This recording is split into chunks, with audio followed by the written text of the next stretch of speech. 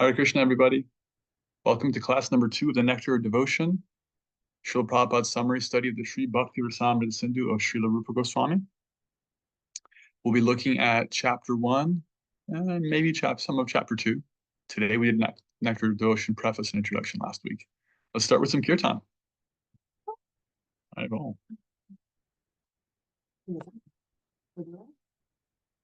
I just put this over there. Okay. Bring it over.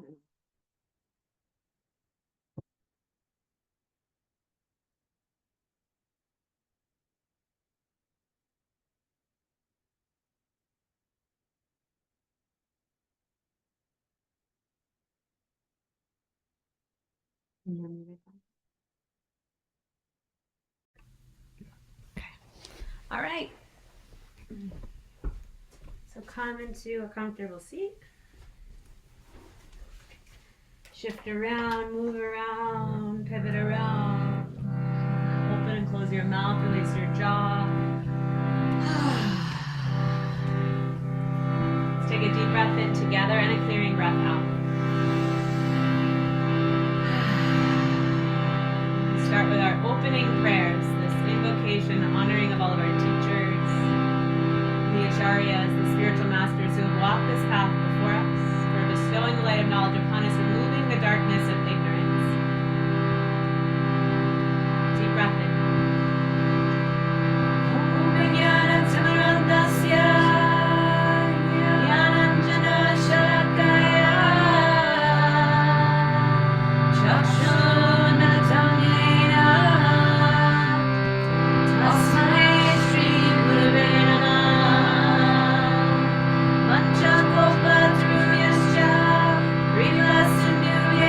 Cha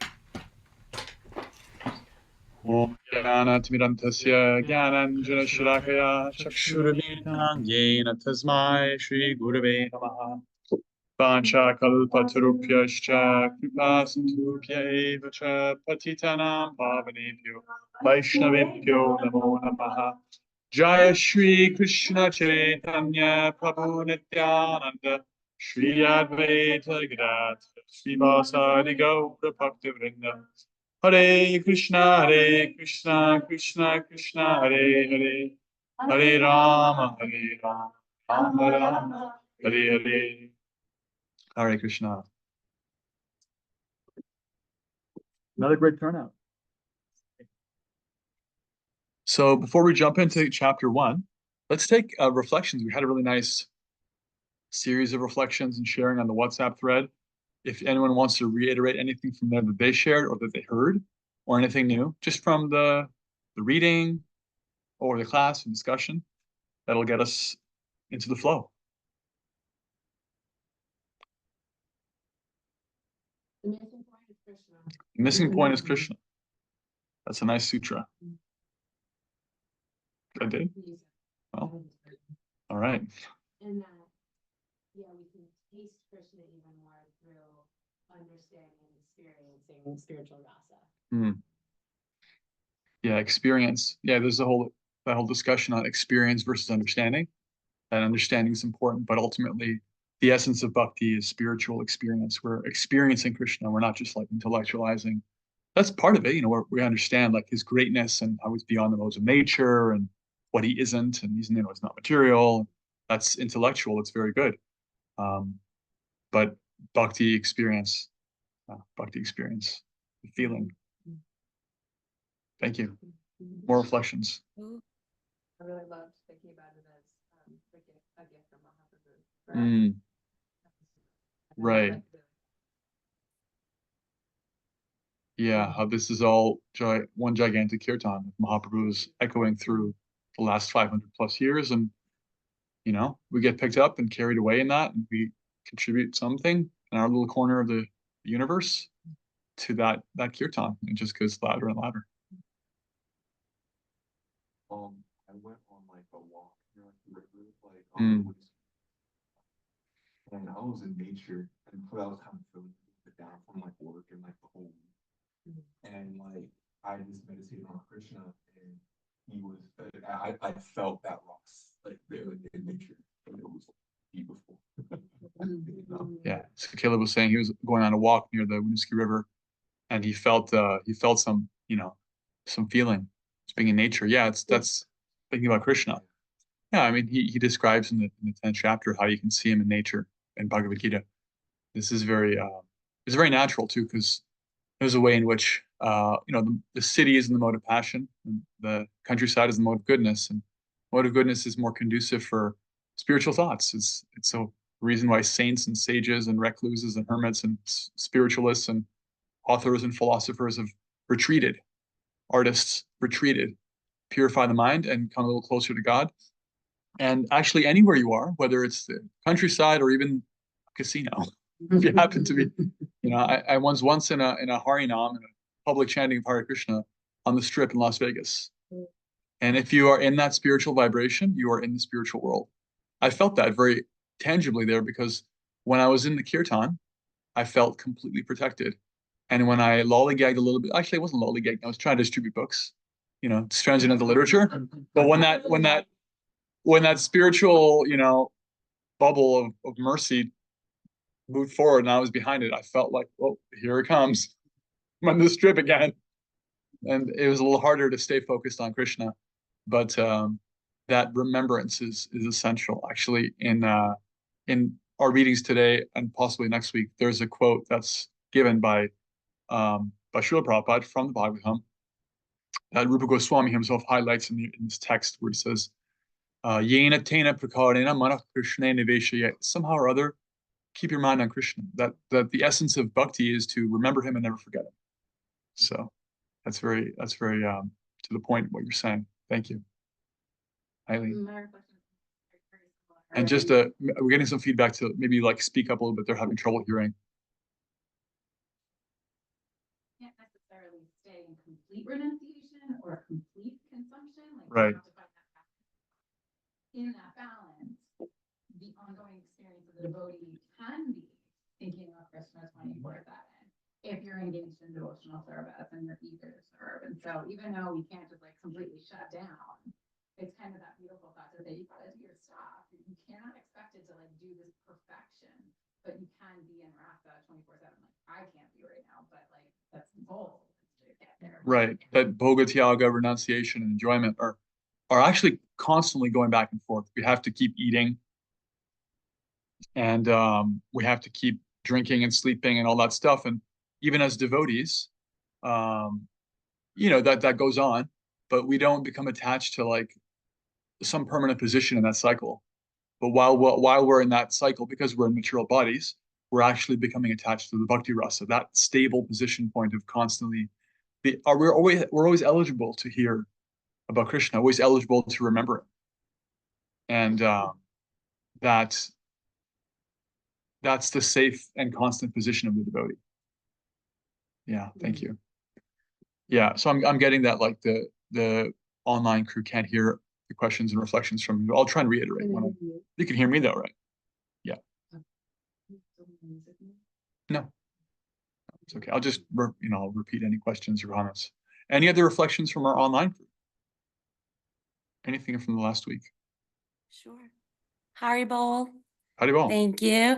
I was just reflecting a lot on Krishna being the real point and the missing point, and I just resonated a lot in the preface when he relates to human society.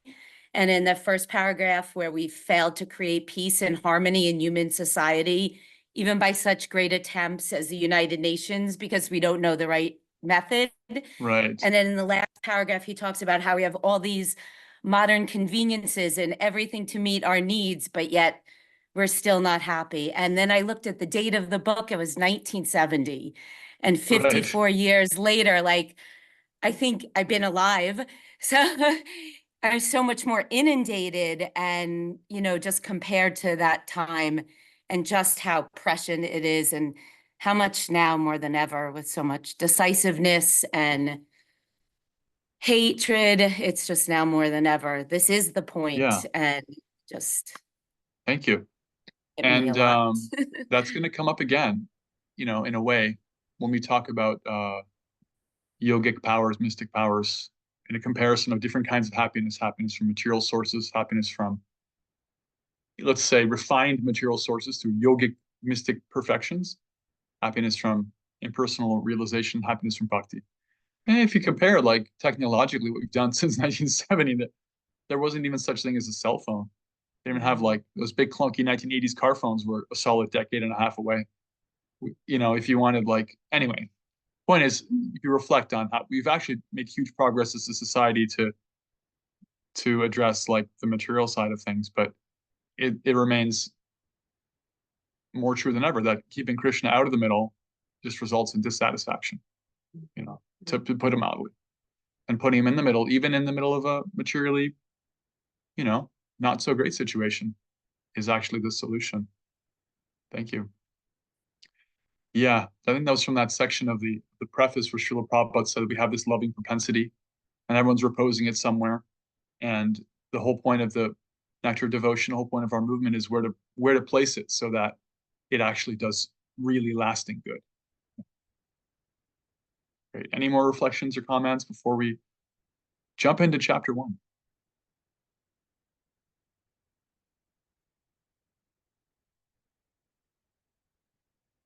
Okay, so we'll get into it. I will say tomorrow is the divine appearance day of Srimati Radharani, Krishna's eternal consort, his feminine aspect. I'm going to actually touch on her in the course of the talk today because there's a natural point there, but I'll just say, in our movement, we're worshiping the divine feminine and the divine masculine. They're side by side. And, I'll make a point that we'll get to a little bit later today, is that in our movement, we're not actually exactly aiming for Krishna. This is interesting. We're aiming for love of Krishna. Because love of Krishna is actually even more important than Krishna. If you have pure love for Krishna, he is helplessly attracted. He is drawn. Because that is an aspect of of Radharani herself. She is the embodiment of all bhakti. She's the supreme devotee herself. She is the fountainhead of all devotional energy.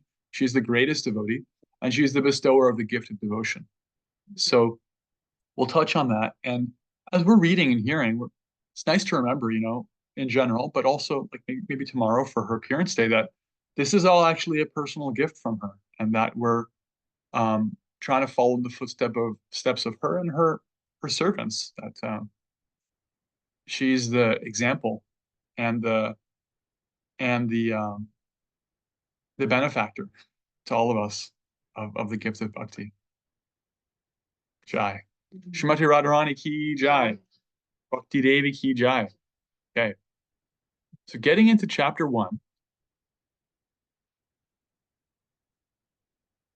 Chapter is called Characteristics of Pure Devotional Service. And there are 6 fundamental characteristics that are described here. I'll name them, and we'll go over them each together. And the idea is that there are several, kind of subcategories, but these are 6 main categories of things. And there are 2 that are offered or developed at the stage of what's called sadhana bhakti, in the level of practice. There are 2 more that come at the level of bhava bhakti at the level of ecstatic love, and 2 more at prema bhakti, bhakti in pure, unadulterated love of Godhead. And these terms, sadhana bhakti in practice, bhakti in ecstasy, bhakti in pure love, will be talked about more in chapter 2, because those are the kind of like the second chapter deals with what's called qualifications of the devotee. What are the different levels of devotion? How do we understand the characteristics of devotees? And so those different stages are talked about there, but just wanted to introduce them in general as bhakti at practice. Like when you first start practicing bhakti, that's where you're at. Bhakti at the level of practice, and then bhava bhakti is actually quite a high stage, ecstatic feeling for Krishna, and then pure love for Krishna. So these six characteristics, and I'll give the Sanskrit too, because Sanskrit's great. The first one is kleshakni, which means the destruction of material suffering. Prabhupada calls it relief from material distress. Relief from material distress. If you look at the beginning of the chapter, there's a nice little list here. Number one, pure devotional service brings immediate relief from all kinds of material distress. Right? So we've defined pure devotional service earlier last week, actually. Like pure devotional service means that which is for the pleasure of Krishna. It's performed consciously, it's performed intentionally, it's performed to please him, and it's not mixed with some selfish desire. So even a little bit of this pure devotional service brings immediate relief from all kinds of material distress. And we're going to talk about how that is, what that means.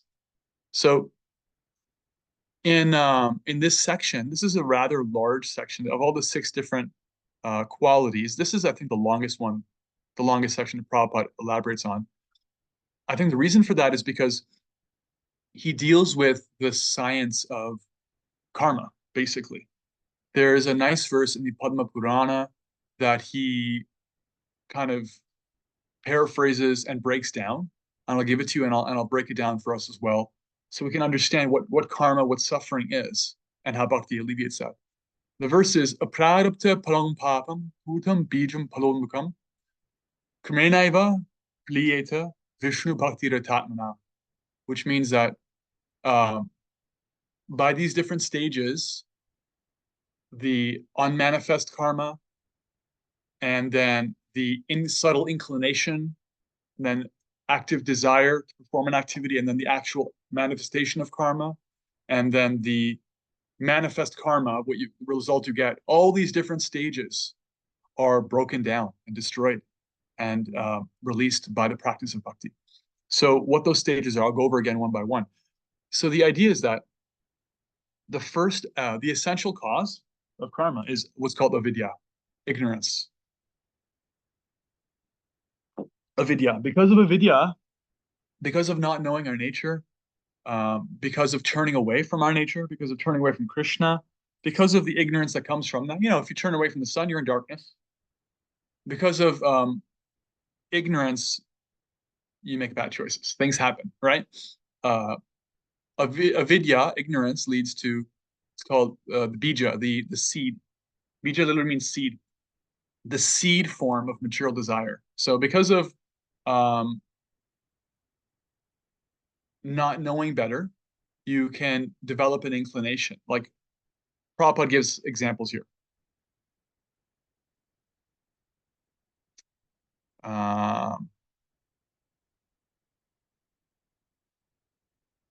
Right. Material contamination is very subtle. Its beginning, its fruition, and results, how one suffers such results in the form of distress, are part of the great chain. So when one catches some disease, it is often very difficult to ascertain the cause of the disease, where it originated, and how it is maturing. Right. So you can think of, like, let's say, um, in the field of, like, addictions and recovery, right?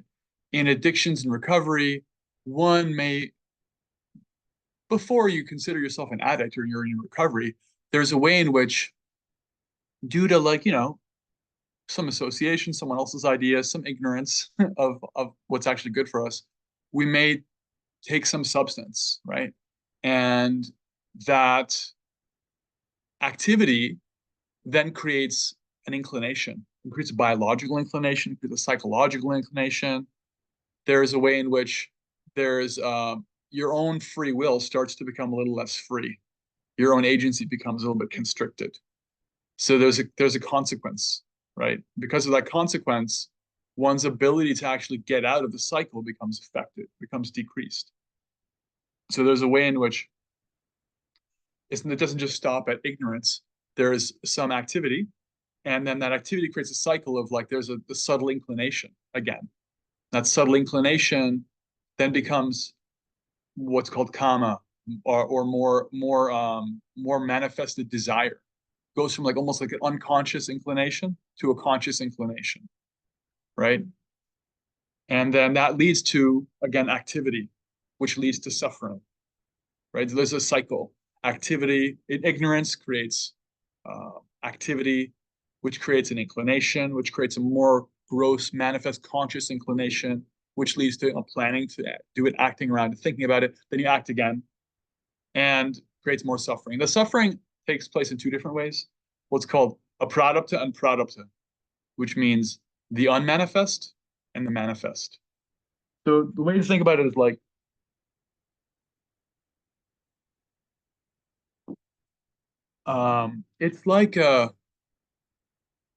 it's like a tree. On a tree, you have these different you have different seasons, you have different kind of cycles and schedules, and so there are seeds. Sometimes there's little seeds, and you don't see it, but within the seed is the later manifestation of, like, a leaf or a fruit, right? Or a nut. And so those things are unmanifest. What's manifest at that time is just the seed. You see it, like, in the beginning of spring. If you come back in the summer, what's manifest is not the little bud, or like seed. There's something else, right? There's more. There's more manifest. And that which was manifest before is not manifest anymore. That which is yet to be manifest is still unmanifest. So in terms of karma, if you want, as an expression, if you want to see your manifest karma, just look in the mirror. Whatever is happening for you right now, the body you're living in is your manifest karma. We're living in a particular echo of our previous activities. We're living in the manifest reactions of our previous activities. And so that is the good or bad, positive or negative, that which is, like, enjoyable or not enjoyable, all those different kinds of reactions that are visible right now, right? So when you're in baby form, your prarabdha karma is that you're like a little baby. You don't see your adult hairline. You don't see your astigmatism, or your, slight leg length differential, or your, all those things are unmanifest, but it's there in your genetic code. It may be some result of that, or your, combination of your genetic code with your environment, but karmically speaking, it's unmanifest. You're like a little baby. And are you going to have a speech impediment? Are you going to be a multilingualist? We don't really know yet. Are you going to be one then the other? Like James Earl Jones just passed away. He was a stutterer from a young age, and then he became one of the greatest voices in acting. So what is your manifest karma? You don't even know yet, right? It's still developing. So in the course of our lives, our manifest karma is constantly changing. We feel like today's a good day, then you get like, maybe get in a car accident. God forbid, you break a leg or something. That's a different kind of manifest karma. Then the next day you win the lottery. That's a different kind of manifest karma. But this is all being manifested from a stock of pre-existing karma. That's your opera, the unmanifest karma.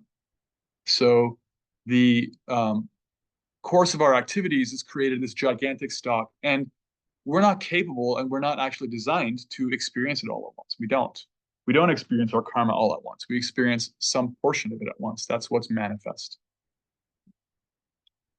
And then by association, by further activity in due course of time, by higher arrangement, something else comes to fruition.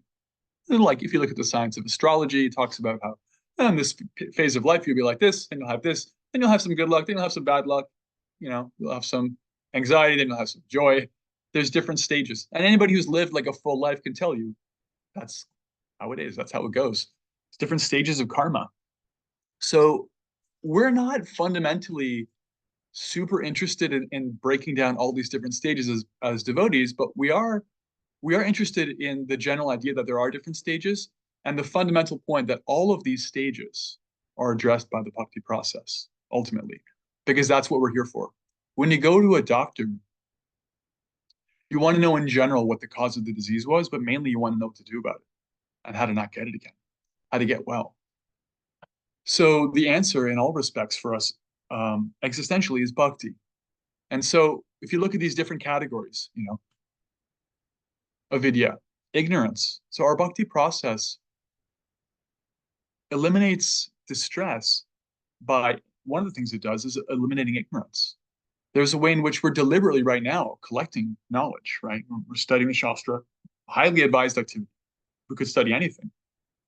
The human form of life gives us capacity to study so many things. We're studying bhakti and what it does, and what's good for us and what's not good for us. So that's like deliberate, conscious collection of knowledge, destruction of ignorance. We're doing that right now. We're deliberately destroying ignorance. But also when you chant Hare Krishna, when you practice bhakti, there's so many verses in Bhagavad Gita that confirm this. Teshang Yuktanam, Bhajadam Priti Purvakam, Didami Bhuti Yogam, 10:10, Bhagavad Gita says, when those want to serve me with faith, I give them the intelligence by which they can come to me. The practice of bhakti actually offers intelligence from within, not just because of any external knowledge collecting process. Just the sincere practice of bhakti, sincerely rendering service, actually gives knowledge from within. It's a nice pastime with Srila Bhaktisiddhanta, Srila Prabhupada's spiritual master.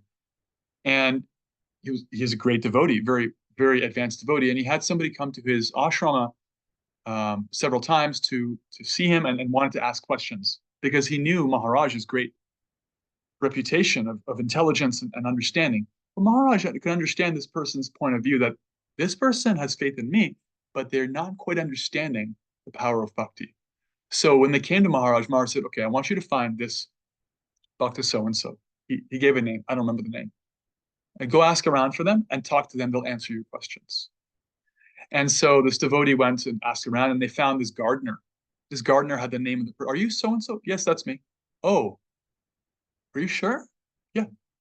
And what do you do here? I'm the gardener. I just take care of the grounds. Okay, well, Maharaj said I should spend some time with you and you can answer my questions. And the gardener's like, I don't see how, but okay.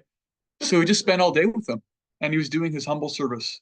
But he was a gardener for Krishna. He was very, very focused on Krishna's pleasure, very focused in the course of his service, not intellectual, no profile to speak of. He was on no kind of, great seat. He didn't have any kind of, students. He did for that day. He had one student. And he just taught him what it was like to be a devotee for Krishna and garden for him. And the devotee came back, this questioner came back to Maharaj, and Maharaj said, did you meet him? And he said, yes. And he said, so now you understand what devotion is. And what did you want to ask me? And he said, actually, my questions were answered. Thank you. Because there's a way in which the sincere practice of devotion gives so much knowledge. This humble devotee, whose profile of service was just gardening, was doing it for Krishna. He was very wise. He was very advanced devotee because of his sincere practice. He was chanting. He was very much enlightened from within. He had a sincere service attitude to the divine person. And by that, he was wise. It's the difference between intelligence and wisdom, right? You had real wisdom. Intelligence you can have more or less of materially. You can develop it, you can go to school, you can have good karma, you can have a brain. That's one thing. Wisdom comes from bhakti. So we had that wisdom. So this is the solution for ignorance, right? That's one of the fundamental causes of suffering, ignorance. All right, so what else? So inappropriate action, improper action. When we practice bhakti, we actually get supported how to, like, it's one thing to know what's good for you. That's there. We just talked about not getting rid of ignorance. But it's another thing, even if you know what's good for you, being too weak to what to do, too weak to do anything about it, right? There's the knowledge of what to do and the strength to do it. Both are necessary. This is like what's called knowledge and renunciation. You know, knowledge means I know what's good for me, and renunciation means I have the strength to let go of what's not good for me and to choose what's good for me. This is also one of the gifts of bhakti. Is one practices bhakti, one becomes supported to do what is actually good for them. You know, when we first come to bhakti, we almost certainly have so many different habits and ideas, not even ideas, just actually things we're doing that are not even good for us. Some of those we may know about are not good for us. Some of them we're still in ignorance around. As that ignorance is dissipated, another thing that happens is we also become stronger. We become stronger. For example, we in this movement, serious practitioners of bhakti will follow what's called the four regulated principles. No illicit sex, no gambling, no intoxication, and no eating of meat. And these practices are actually empowered activities, especially in this age where really the definition of a good time for a lot of people revolves around breaking any or all of these things. I mean, I just told you a bit about my visit to Las Vegas, a city that exists solely for the just like as much as possible breaking the regulations of human life and calling it a good time. We were there to share bhakti. And so what happens is when you grow up in that kind of world with those kinds of ideas, it can seem really hard to let go of activities that aren't even good for us. And it is hard because we're very small. We're little tiny units who are affected by our association, what's around us, our environment. But bhakti being so merciful as it is, it offers actually support to help us do that which we want to do, but we don't actually have the strength to do yet. So even just the level of doing what's not good for us, we become supported. And so then there's also things like the bija or kuta stage, the seed of inclination to do something, and the more manifest desire to do it, unconscious and conscious inclination to do something, right? The unconscious and conscious mind become cleansed. Cheto Daraparna Marjanam Pavamahadavagni Nirvapanam. Lord Chaitanya, he sings that this chanting of Hare Krishna cleanses the mirror of the heart. Our unconscious desires, that come out in our sleep, or if we're, I guess, hypnotized, or maybe you're under the intoxicating effects or something, and all of a sudden you're like, oh, mom, I love you so much. Or you want to start a fight or whatever it is. Also, all your unconscious stuff coming up. All that stuff becomes purified by bhakti, and your conscious mind becomes purified. Has anybody ever had the experience of going to a kirtan and it's a real rager? It's a really nice kirtan. And you go home or whatever, and it's still like, it's pulsing up there, and you're feeling that kirtan bliss. Mm-hmm. Anyone? Everyone? Seeing everyone's hands up. And that's an example of experiencing conscious mental purification. I remember going recently to the temple in Toronto, and my spiritual master was there in August, and there was a really powerful kirtan program. My dad came, and he brought a friend. They both really loved it, and we all remarked in the car on the way home. We're stuck in typical Toronto. We're stuck in traffic for who knows how long. And we're all like, wow, I really feel like kirtan's still going up there. And it was such a blissful experience. And that is the safest place to be. There's an expression, I don't know who said it. It was Prabhupada, one of his followers, but the safest place to be in Kali Yuga is the middle of a kirtan. And if you got that kirtan still going on in your heart and mind, you're protected. You're very protected. The conscious mind In chapter 6, Bhagavad Gita is described, it could be your best friend or your worst enemy. Well, when you're feeling Krishna's presence, when you're feeling like kirtan bliss, for example, then your mind is very much your friend. And when your mind is your friend, it's like you don't want to do stuff that's not good for you. It's actually encouraging you to do that which is good for you. That's what the friendly mind does. The unfriendly mind is like, hey, pinch that baby. Steal that ice cream cone. Do that, What are you talking about up there? That's the unfriendly mind. When it's not actually on your side. It's like, what we could really do right now would be really a lot of fun. And it gives some ridiculous idea.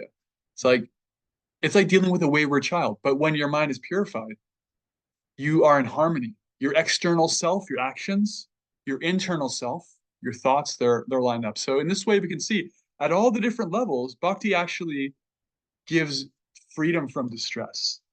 All this distress at all these levels is addressed by the bhakti process. How wonderful, right? Let's take any questions or comments on that or reflections. Talked a lot about. I Yeah, can jump in please. right away. Can you hear me okay? Yes. I have wayward children. You at have my wayward feet. children. We all have a wayward child right here. I have them there. I got them there. Yeah. I couldn't help thinking. I mean, so many things. This is so great. One sec. I just couldn't stop thinking. Of course, probably everybody was probably thinking. Maybe not everybody, but that ignorance is bliss expression. I mean, it's just so. You can talk about the material world that we think that and then I was thinking when you were saying, anybody ever go to a kirtan and you experience such bliss, and where my mind went immediately to was like, and then you get home and you can't find the remote control or something like that, like something that would just really irritate me, and I could pivot so quickly from my bliss to like frustration. And okay, I'll be right there. And I just want to have that kirtan on loop in my brain 24/7. And I get why the mantra is so important, because once we can just return to it and it is the anchor. Cleanse in the moment. And it really is so helpful. And when I don't remember it, it's terrible. Yeah, well, that's a really powerful realization. Thank you for sharing that. And although we may not be qualified to chant constantly, it's really advised to sneak the Maha Mantra into your life.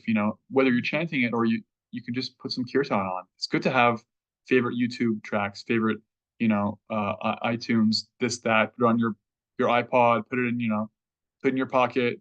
Get it in your earbuds. Get it in the car, and it's kind of sneaky. Sound is a really pervasive thing, right? If you're stuck in traffic, what's the sound of traffic? Honking, screeching of brakes, construction going on outside. Sound is actually in the physics and metaphysics of like Bhagavatam philosophy. Sound is the most subtle sense, and it's very powerful. It really gets in your head. You can close your eyes. It's really hard to close your ears. We don't advise shutting out the world. It's nice to take a break from it and go on retreats and stuff. That's fine. But ultimately, what we advise is pouring the positive thing into your cup, getting the kirtan. So if you're coming from home from a wonderful kirtan and you're like, the material world is getting under your skin, just load up on kirtan. Get it in your day. Get it in your regular experience, because then you'll feel protected more often. Yeah, great realization. Thank you. Piggybacking off of that, like I use mantras in everyday life. You use mantras in your everyday life.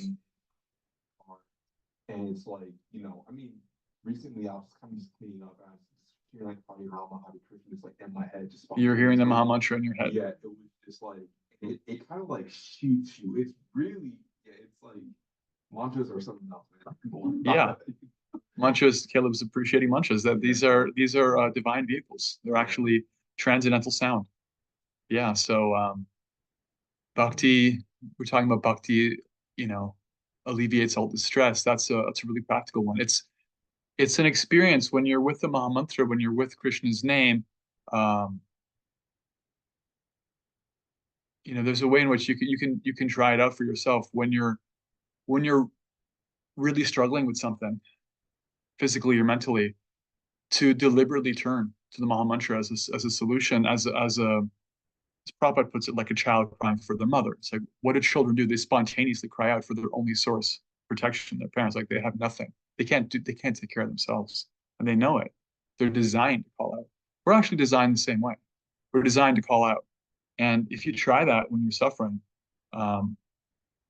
maybe you'll get in the habit of, whenever you stub your toe, being like, Krishna. I've tried other sound vibrations when I stub my toe. I haven't found one that's more satisfying now. And then there's deeper suffering. There's like emotionally heartrending situations. And taking shelter of bhakti, you can run that experiment. In fact, you won't even have to like go out of your way to create those difficult situations. They're going to come anyway. So you may as well try to run that experiment, and see if it doesn't just help you. It's helped me. This is what the science explains. One more thing. Can we think of karma as like a form of like? Can you think of karma as a form of memory? You said it's kind of like the unmanifest form, but it's like kind of like the code of memory that's like that would be manifest later. Yeah, because it takes place in unmanifest form and then manifest form. Yeah, I mean, it's like an echo. Karma is like an echo, like a memory. It's got a little wax print of some previous experience. That basically works. I buy that. I mean, what I described in terms of all those steps is like a more kind of detailed analysis of how it moves from previous action to like unconscious desire to conscious desire to action to, again, that cycle repeats. But yes, it's like memory beyond the conscious level. Memory beyond like it's a different dimension of memory. Instead of like memory as a neurological function, which can be affected by, like, if you hit your head against the wall hard enough, you can have like a memory loss or something. There's a way in which, as conditioned souls, we carry the memory, the karmic memory of our previous activities in this life and also in previous lives with us now, gradually becoming manifest. It's a different, it's like, just like there's rules of matter, physics, like the laws of thermodynamics. So matter is not created or destroyed. An object at rest tends to stay at rest. All these physical things you can study in science class. There's also laws of consciousness. One of the laws of consciousness is karma. What you do comes back to you. And the how of it and all the different technicalities we tried to break down a bit. But if it helps you think of it as memory, for sure. We're inextricably connected with our activities and our inclinations, and they create this cycle. And bhakti is the way of breaking that cycle, the best way. Yeah. Thank you. Any more reflections or comments?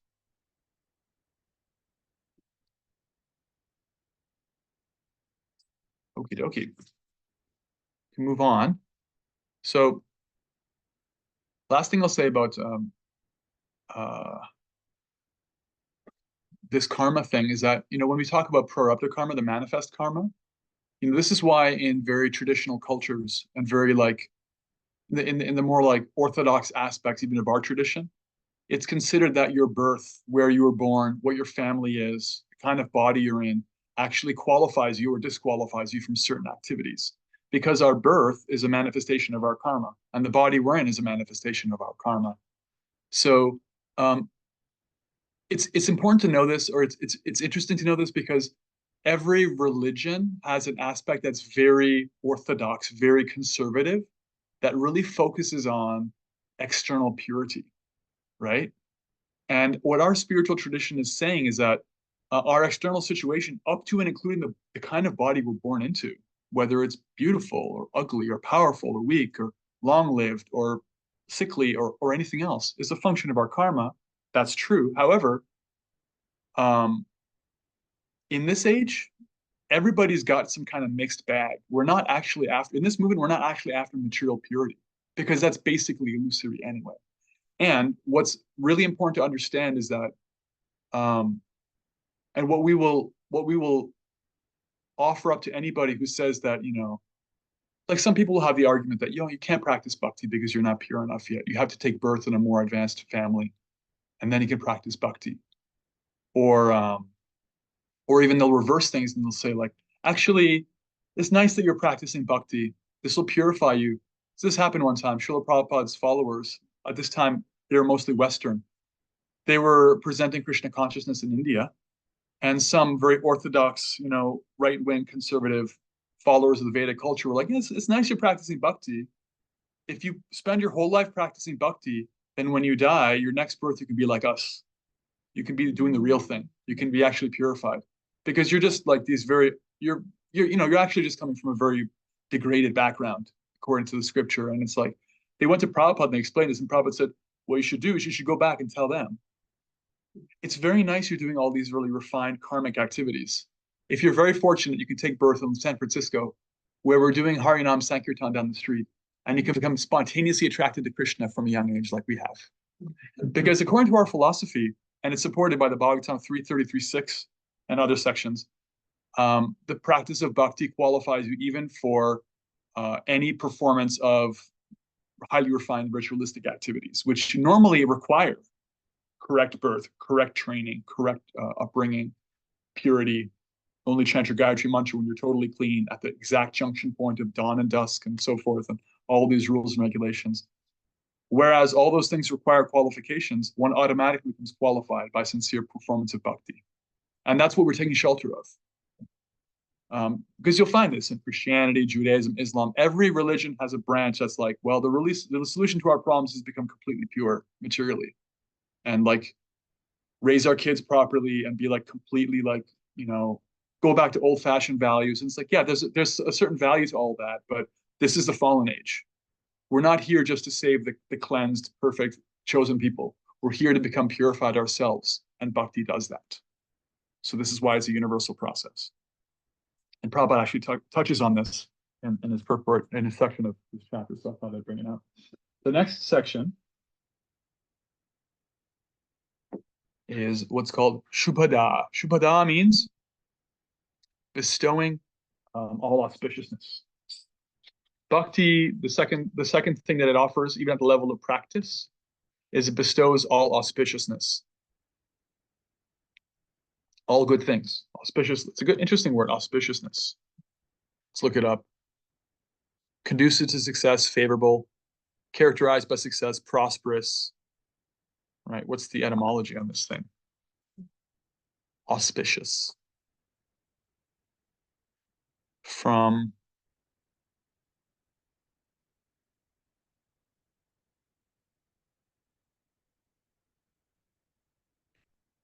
okay, I'm not really finding a good etymology. The point is that which is conducive to success is favorable. So it's almost like two sides of the same coin. Bhakti eradicates suffering, and it introduces all of which is good for us, which is favorable for our success, which is auspicious. And in his section, Srila Prabhupada talks about this.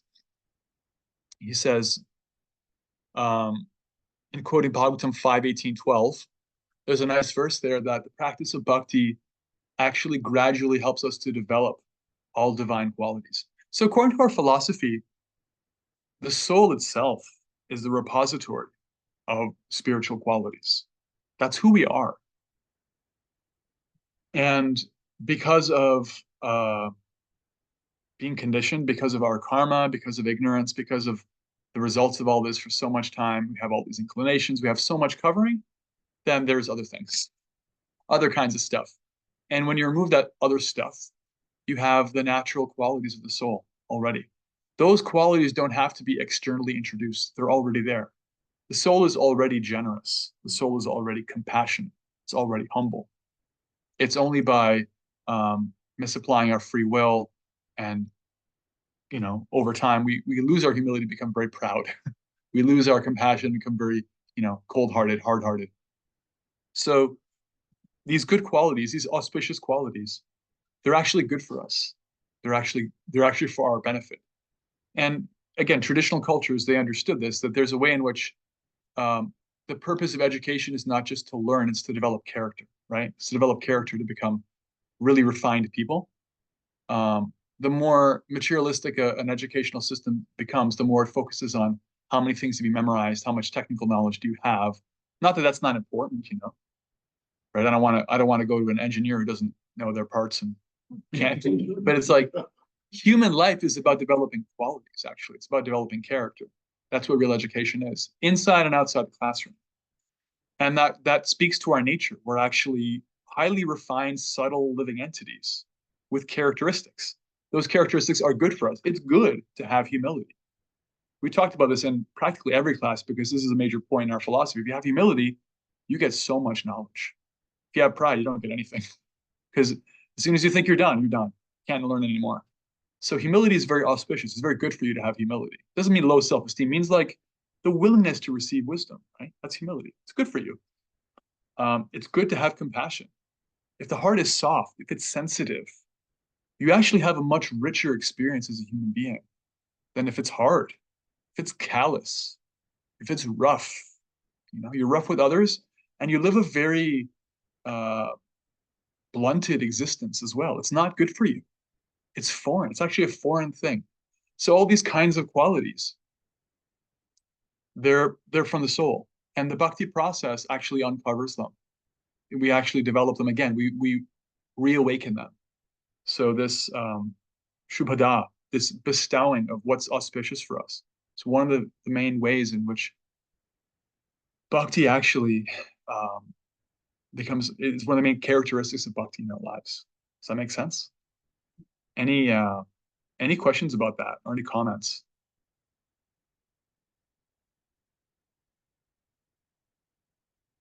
I haven't quoted from it. Yeah, please.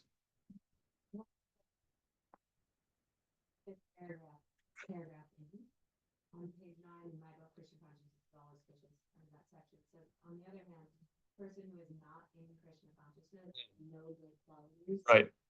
How does that work? Yeah. So the idea is that that which is in our philosophy, that which is really given credibility is that which is lasting, not transient.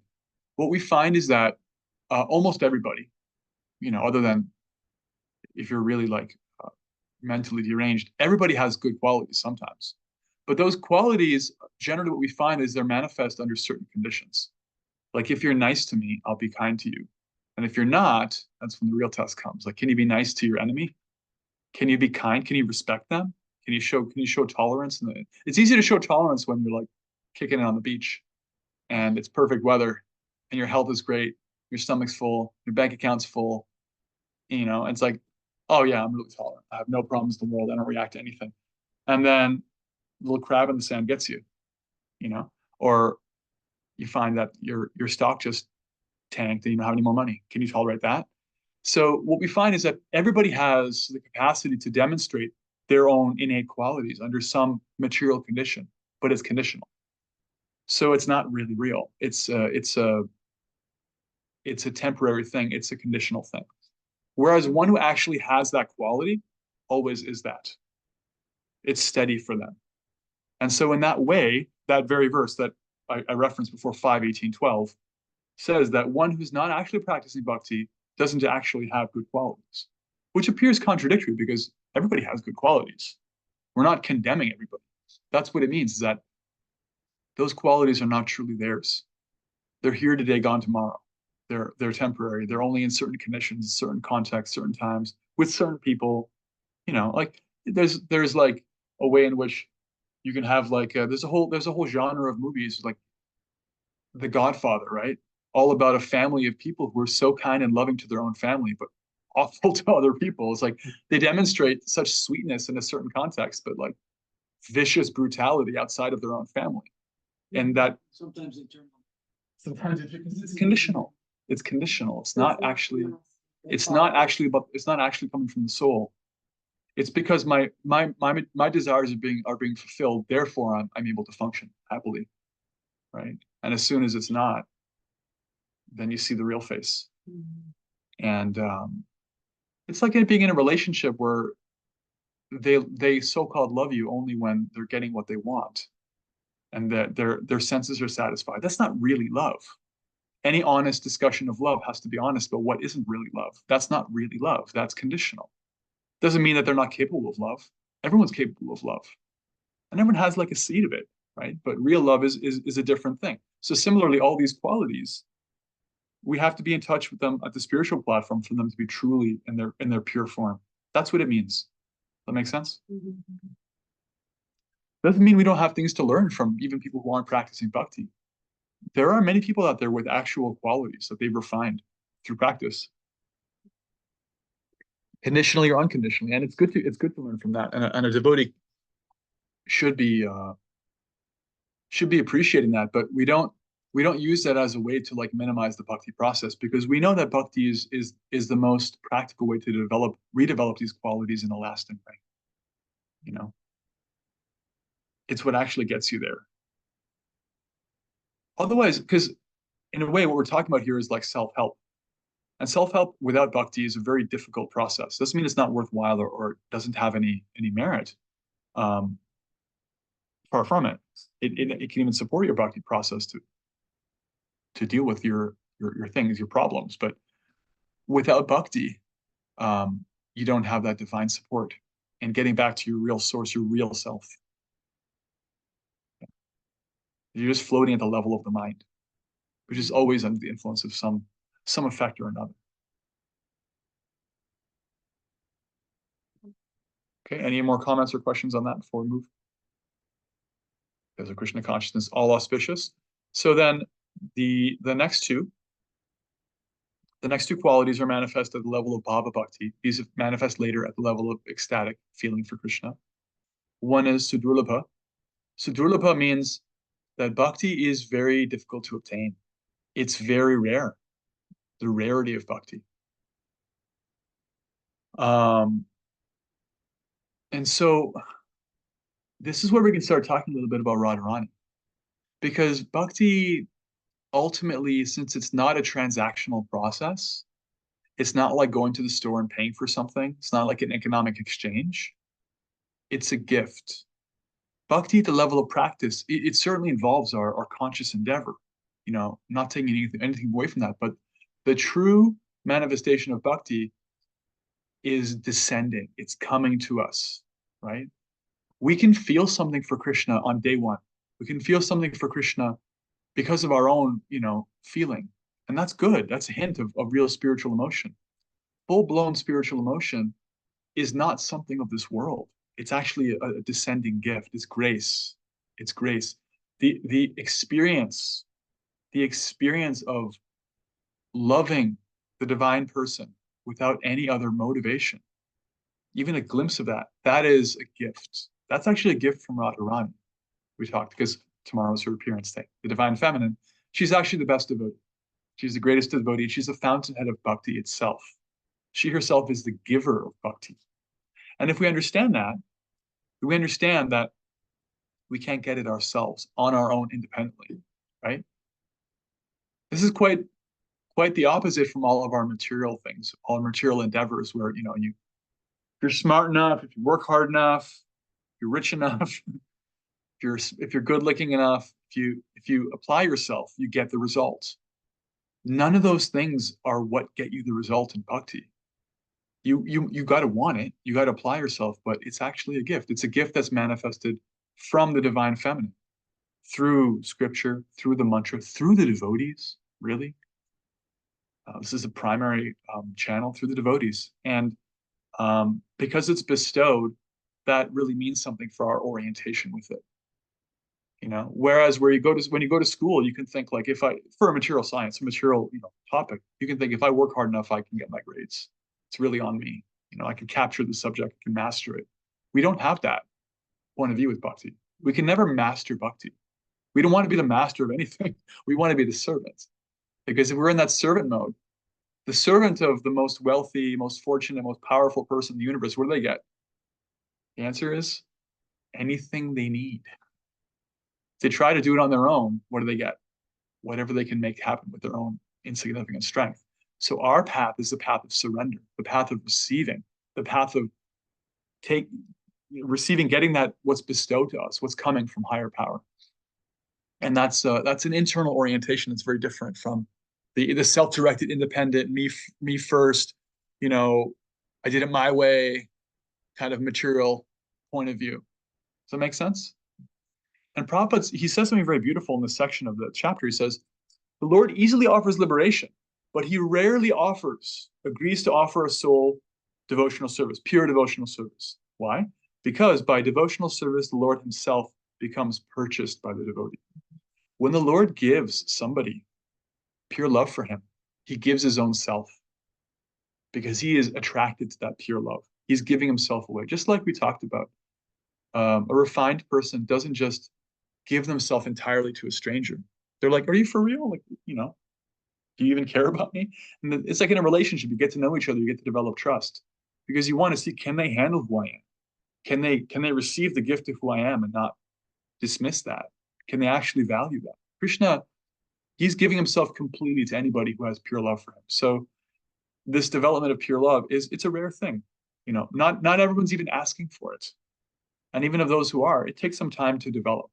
We can have glimpses of it on the way, but to have pure, unconditional, non-motivated love for Krishna with no other, nothing in it for ourselves selfishly, takes some time to develop because it means Krishna is giving himself away to that person.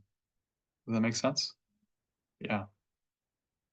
So he wants us to show, in other words, this bhakti process, bhakti in practice, is us showing through our actions that we want to love him. Even if we don't yet, that we want to. That qualifies us for more grace. Then you apply that in more service and it qualifies you for more grace. And this way, the relationship is deepening. The relationship is deepening. And it's sudurlabha, it's rare. It's a gift, it's precious. It's like if you're in a relationship, successful relationships, people in successful relationships will tell you it took work, it took time. Didn't just happen overnight. Attraction happens overnight. Like that. That's not love. That's not a deep relationship. That takes a lot of work. That takes care. That takes sacrifice. It takes service together. It takes knowing yourself. It takes knowing them. It takes attention. It takes grace. They got to give themselves to you. You can't capture them. They have to actually give themselves to you, and you have to give yourself to them. There's no other way. So it's true at the material relationship level. It's true at the spiritual relationship level. Right? Any questions or reflections on that? That's the third of 6. Third of 6 points.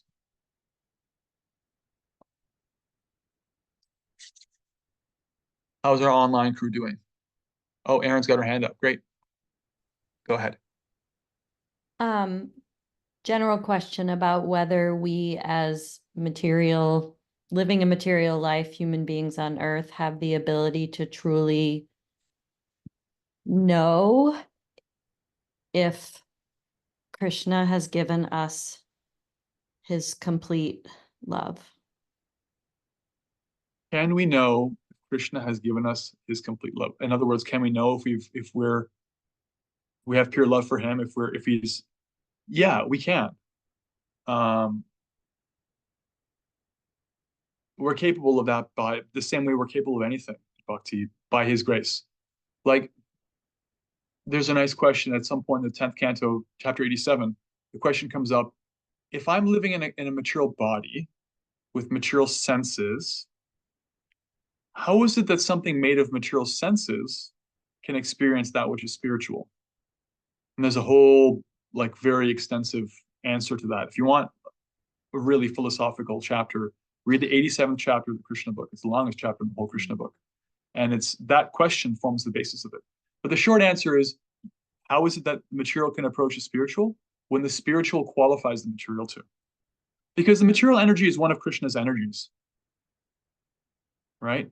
Just like for us to operate, you can plug in an air conditioner, you can plug in a heater. The functions of the air conditioner and the heater are opposite, but the power source is the same. We can choose, because of our own agency and some wonderful person who invented these devices, we can choose to plug in the air conditioner when it's hot out or the heater when it's cold. Krishna is the owner and controller of all energies, spiritual and material. He can manifest himself in the consciousness of one of his parts and parcels if he wants to. And therefore it becomes possible for us to know him.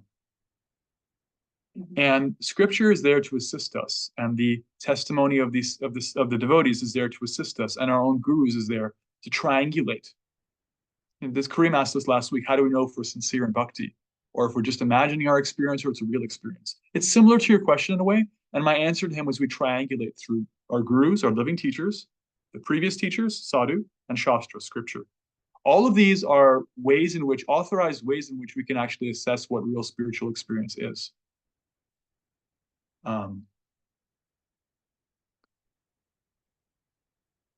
At different levels. I can tell you that for somebody who has experienced, I can tell you about what it's like for someone to experience the full-blown manifestation of the relationship with Krishna, not because I have that, I do not yet, but I know people who do, and I know of them, of others. And what is universal that's interesting to me that I'll say about that is, to the man, to the woman, whenever it happens that they actually realize their eternal relationship with Krishna individually, in what particular rasa, what form they have love for Krishna, they always feel like, this has got to be my imagination. I'm not worthy of this. There's no way in which it's accompanied by like any hint of pride. So that's one way you know you're not having a deep spiritual experience. And if you are having a real spiritual experience and you find part of yourself getting a little proud, wash it right away. Because that can corrupt things. It's not good to have. Don't let that get in. Don't let it get in the kitchen and mess up the recipe. But to know if it's really spiritual or material is possible, because of, as I explained, Krishna can, from his position, he can flip that switch and allow his material energy to become spiritualized. We can feel that. And how it makes sense and what the symptoms are given in books like this. So we can actually know. You know, there are actually like several stages before pure love of God. In fact, pure love of God, prema bhakti, is subdivided into several other stages. Each one has so many different symptoms. In fact, we're only going to go to the 19th chapter of this book because the first 19 chapters are very practical. The last half of the book is very important. You should read it at some point, but it's less, it's more esoteric. It's less relevant for us right now, but it's good to know it's there. And if you read it, you'll start to see things about like spiritual emotion, different varieties of spiritual emotion, how you know what a spiritual emotion is supposed to feel like, how they manifest, when they manifest, like that. Hope that helps. I have more questions about this. One time with Kisha, and I asked him about my practice. And he said, you know, I do get frustrated because I know this stuff, but I don't know. Can you all hear? You couldn't hear? I'll repeat the questions. Just keep speaking and I'll repeat. How do, like, almost identical to what Aaron just said. Like, how do you know? How do you know? You're moving to those next steps. Krishna has a blueprint for everyone. Not your own time, his time, not your own time, and that everybody's looks different. Everybody's is special to them, and the idea of being in classes and going to festivals and celebrations will just that repetition continue to help us remember. But it's not in our control. We have to do the things, and we have to listen. But it was really sweet. It kind of takes that awful pressure of like, I'm not doing enough. How do I move faster? Why am I not to a point where I'm feeling ecstatic? And it's like, he's like, you'll know it when you get there. Yeah. So just to summarize the answer she got from the Swami is that the process isn't hackneyed. It's not stereotypical. It's not the same exactly for everyone. The basic process is, the fundamental practices and the different descriptions of the levels is there in scripture for a reason. But what Krishna's plan is for everyone varies, everybody, we're all practicing bhakti. It's the same practice, but everybody is practicing from a different material vantage point. My karma is different than your karma. My family is different than your family. My mind is different than your mind. Same basic problems, but like how you get from A to B, all the different turns and twists and turns, in a way, it's not even necessary to try to, only Krishna knows. But it's important to have the map, so you know if you're going in the right direction, like where the ditch is, not to go there. Oh, that's pride. Oh, that's hard-heartedness. Don't want to go there. Shastra, Guru, Sadhu, they keep us on these tracks. They give us like a torch in the darkness. They give us a map. But everyone's on a unique journey, and that that experience of developing love for Krishna, day to day can feel like up and down in different ways.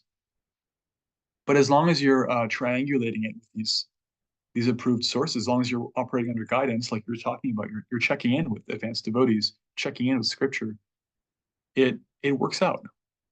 It works out.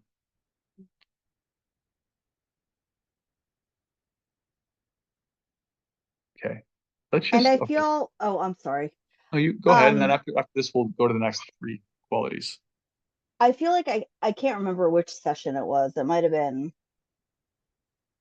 whatever we did before. I don't know. There's been so many, so many wonderful texts and statements, but where you said it's just about trying to stay, on course, coming back to the course, like the flight path, like just trying to redirect. And when we notice that we kind of come off tilt or off course and bringing it back, it's not like we're starting perfect Yeah. and like we're flawed and we're just trying to like bring it to the middle where it's kind of on the right track as opposed to always being perfect and never falling off that path, Yeah, that's right? that's that's a point I've made many times. It's always relevant to hear again that steadiness doesn't mean we're perfect. It means we're always coming back to balance. Yeah. So when we're hearing about the rareness of pure devotional service, it's ultimately not meant to discourage us. It's meant to help us appreciate the magnitude of the gift. And anybody who's practicing devotional service is also doing something very rare, because most people at any given time are not. They're just deeply absorbed in the matrix. They're in the little, material tabernacle doing their thing. And somebody who's even trying to practice bhakti is glorious. And that gradual purification of their bhakti is an incredible thing. It's a wonderful thing. And they're directing themselves toward the greatest gift. Right. Yeah, so Sudurlabha, rareness, is manifested at a level of bhava bhakti, ecstatic love. The other one that's manifested at a level of bhava bhakti is called moksha lakhuta krit. You don't have to know all these terms. It means that one who's practicing bhakti at this level, they deride even the idea of impersonal liberation. Liberation without bhakti becomes insignificant to them. So it's described that there's basically three categories of happiness, of the experience of pleasure. The first category, the least significant, is material happiness. All forms of material happiness. Anything experienced through the material body and material mind. All of it.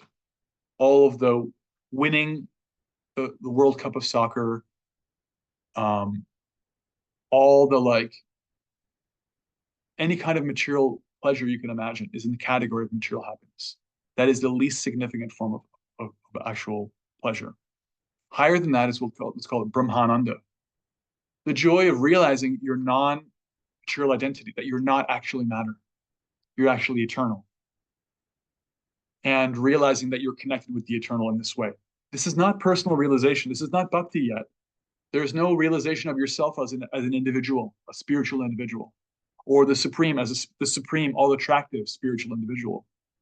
Just freedom from the ups and downs of the body and the wins and losses of material life. That Brahmananda, that impersonal, what's called liberation or moksha, that makes all material happiness seem insignificant. But the joy of bhakti makes even that impersonal happiness seem insignificant, because that joy of bhakti is active. It is back and forth. It's relational. It is the pure form of that which we're looking for in all material experiences here. It's a relationship with the all-attractive Supreme Person. And at the level of bhava bhakti, it's described here, one becomes completely indifferent even to the idea of being liberated from matter. When one is experiencing bhakti at this level, the joy of being liberated from matter is actually a step down. It's a significant step down from what one is experiencing moment to moment.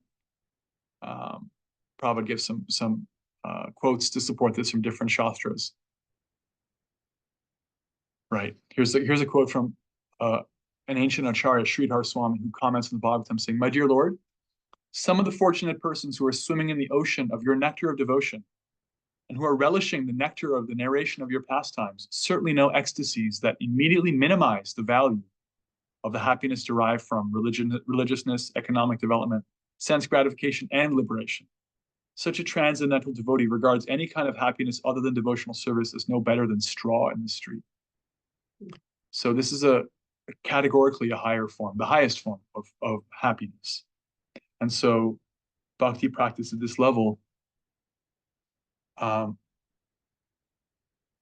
makes even impersonal realization of your eternal self as a non-material body, a non-material person, free from the body, even that seems insignificant. What to speak of material pleasures? They're like not even worth mentioning. So that makes us 3 different levels of happiness. Material, impersonal realization is realizing you're not the body, being freed from the conception of birth and death, the conception of beginning and ending, all the dualities, freed from having to chase after money or pleasure of the body or respect or fame, beauty, just knowing you exist, you always will exist, actually experiencing that you're a spiritual unit.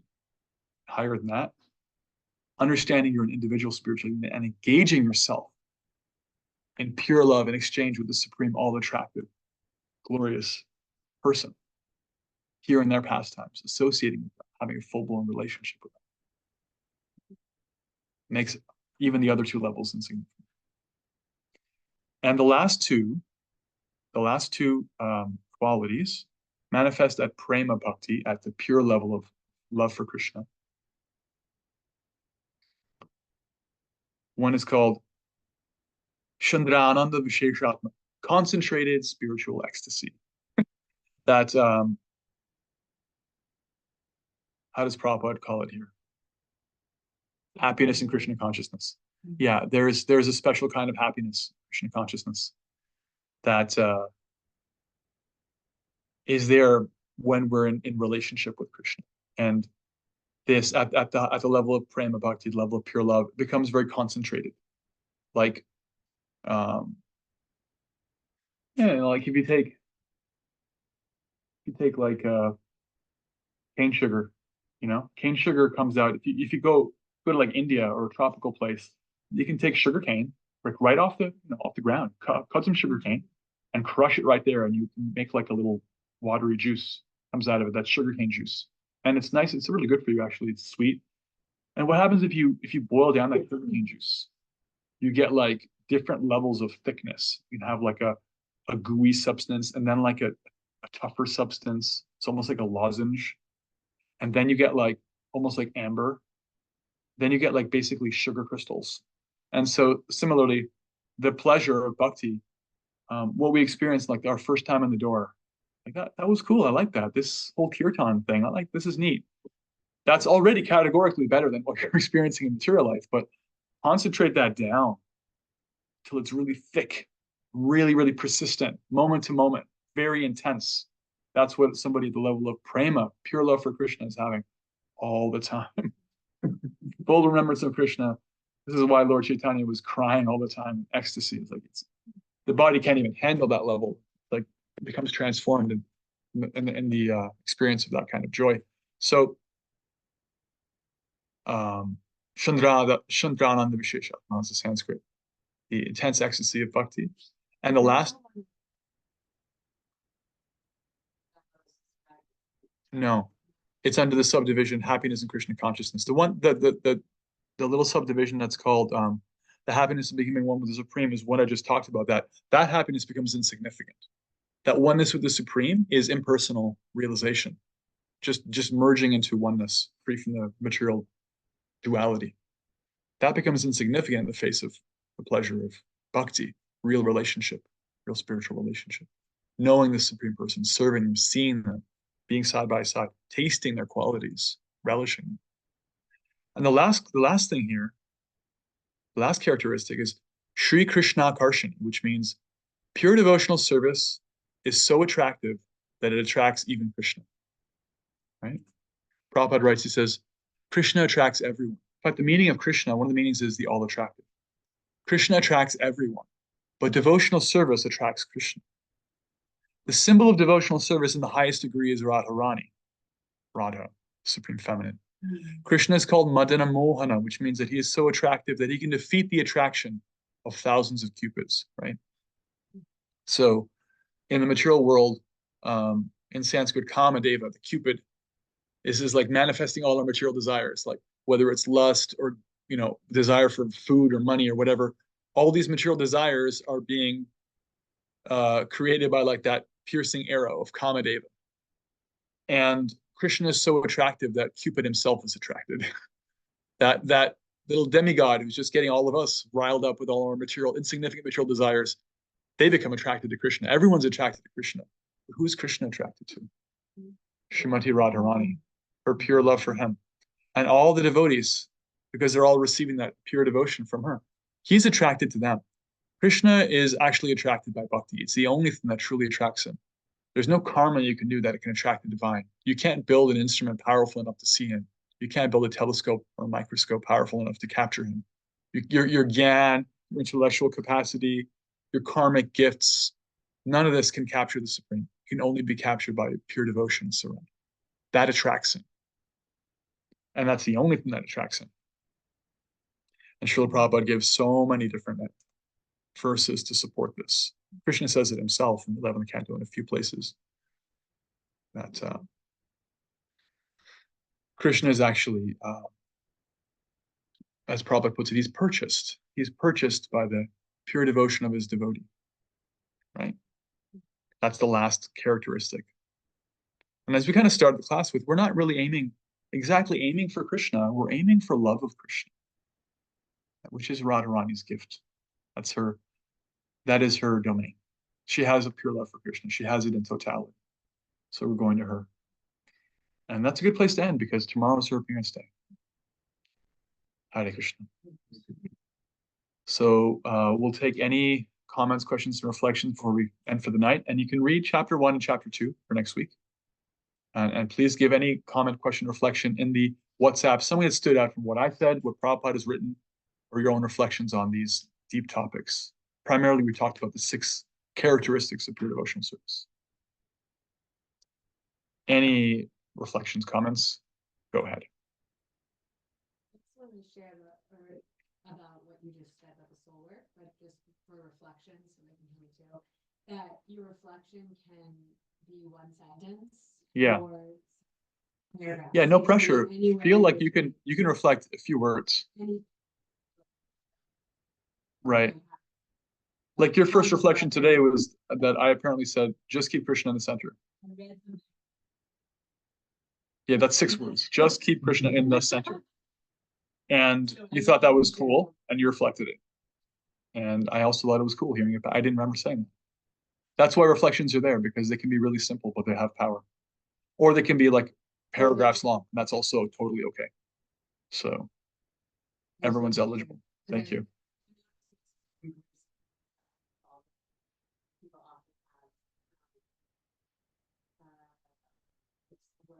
Hang up? Resistance, yeah, or hang up sharing. Yeah. Heartfelt things, and I'm wondering if it would be intimidating. Yeah. For others. Right. I just want to name at this point, every single person who's been in my class has at some point offered something, like explicitly, and every single one of those offerings has been deeply touching for me and for others. There's no exception to that. So you may feel like, well, that's so like nothing. I don't want to say that. But that's why you need to say it, because for someone else, it's completely fresh coming out of your mouth, coming from your keyboard, coming from your heart. It's really powerful. Yeah. That's how you churn those qualities and really relish them as a reflection. Yeah. Thank you. Right. Anything from today, Aaron? I was just gonna say, I'm behind on even listening to the first class, and Kishori's still been encouraging me to share, and I'll be honest, I haven't even started reading the book yet, and tonight I just found myself like tearing up so many times because everything you're saying is just like, I don't know how to say it other than it's just so sweet and just really touches my heart. And it's also really simple stuff. And it seems like we're going down this road of just like really getting to the essence of bhakti and why it's so important. And that, again, just reassurance for me personally that like it's all within me. It's all, I Yeah. have the capacity to take this as far as I want. And I don't Yeah. know why I've been tearing up, but just wanted to share that Well, because it's what you maybe needed to hear, apparently. the only one Yeah. feeling that way tonight. Thank you. I'm really gratified to hear that. And Prabhupada, there's two things. Like one thing is we want to study systematically, and that's important and good. But it's also just like it's good wherever you bite into it. Prabhupada asked the devotees to read from the Krishna book at one point regularly in the evenings. And so the devotees were sitting down. They're like, what chapter should I read from, Srila Prabhupada? Prabhupada said, it is like a laddu. It is like a sweet ball. Doesn't matter where you look at it from, where you take your bite from, it's going to be sweet. You can read Krishna book from the beginning to end, and you should. It's great. Or you can jump into the Nectar of Devotion halfway through, and it's like you're still going to get something of value because this is transcendently powerful stuff. I'm hearing that it's working for you. It's here. He's giving you what you needed to hear. Whether it's your second time in the class, or you've come like for so many classes and so many books. What was the Krishna book chapter I said tonight? The long one, 87. That's the really philosophical chapter. We're just finishing that. We've been reading a little bit every night. We're just finishing that, I think tonight, actually. Maybe tomorrow. There's a couple times my head was exploding in addition to also tearing up. Like, it's a lot. It is a lot. It's a lot. Yeah. But when my brain, there's someone who I consider just the purest devotee ever. And we were having a conversation, and she said something about, like, in the conversation about offering her Q-tip to Krishna. So somebody, just a second. Somebody you were saying was saying, sharing in a conversation that they were offering their Q-tip to Krishna. You were like, wow.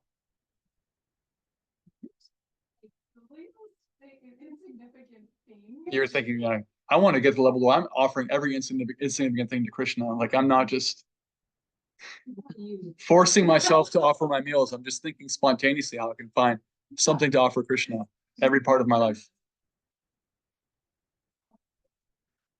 But then also, right. Like, I get to even offer. Yeah. I mean, my Guru Maharaj, my spiritual teacher, my main spiritual teacher, he describes he was like a 16-year-old young man going to high school. He was reading Bhagavad Gita as it is. And his first offering was the apple he was eating on his way to the school. And he did it like in a very speculative kind of invented way. He didn't just offer the apple. He like looked at it and said, okay, this is for you, Krishna, this bite. And this next bite's for you too. Took another bite. But he felt Krishna in every bite because the sincere devotion was there. And he learned later, like, okay, you can just offer it one time and don't eat the offering as, just offer it and then you can take the whole thing, eat it afterwards. The technicalities and stuff later and the proper ritual or what have you. But he started with an apple that his mom packed for him as a 16-year-old boy walking to school. And look at him now, So bhakti is very big. It can feel overwhelming. And it's also like, find the little Q-tip in your life that you're willing to offer Krishna and offer it. And then he's in the door. He's going to start working his magic and transforming what you got there, spiritualizing it. Thank you. So, like, when I think of, like, Radharani, Mom, or all those different beings are kind of in service of Vishnu, Krishna to Krishna, it's like, that thought alone kind of makes me, that's really beautiful, my thought, because I'm like, wow, like, they have this relationship, it's almost as if, like, they're like an extension, or like, I'm just like part of it. Wow, that's really beautiful. Yeah, Kayla was reflecting that just thinking about the devotees of the Lord is very, very wonderful and very beautiful. It's a highly recommended process. In fact, in some ways, it's even more powerful than remembering Krishna because the devotees are so merciful. Thinking about Arjuna and what he was going through and how Krishna came through for him in Bhagavad Gita. Thinking about Hanuman's deep love for Lord Ramachandra and how he was able to manifest such greatness in his qualities just because of that faith in his Lord and Master. Thinking about Radharani, thinking about Prabhupada, thinking about your devotee friends. These are all very powerful ways to connect that bhakti energy. Krishna becomes very accessible there. Bhaktivinoda Thakur, I mentioned this in some class or another, I think in the Bhagavad Gita last year. Bhaktivinoda Thakur, he says, if you can't do anything else, just sit with the devotees. If everything seems hard for you, you can't chant, you can't read, you can't meditate, just find the devotees wherever they're at and sit with them. So that's what it is. Remembering the devotees is even like, in a way, it's even more advisable than remember Krishna. Because you can't remember Hanuman and not remember Ram. Yeah. You can't think of Radharani and not think of Krishna. They're there. He's there. He's part of the deal. He's going to be with his devotee. Yeah. Thank you. Great. Anything that you would propose us or recommend or suggest a way to honor Radharani tomorrow, or something specific to read? How to honor Radharani?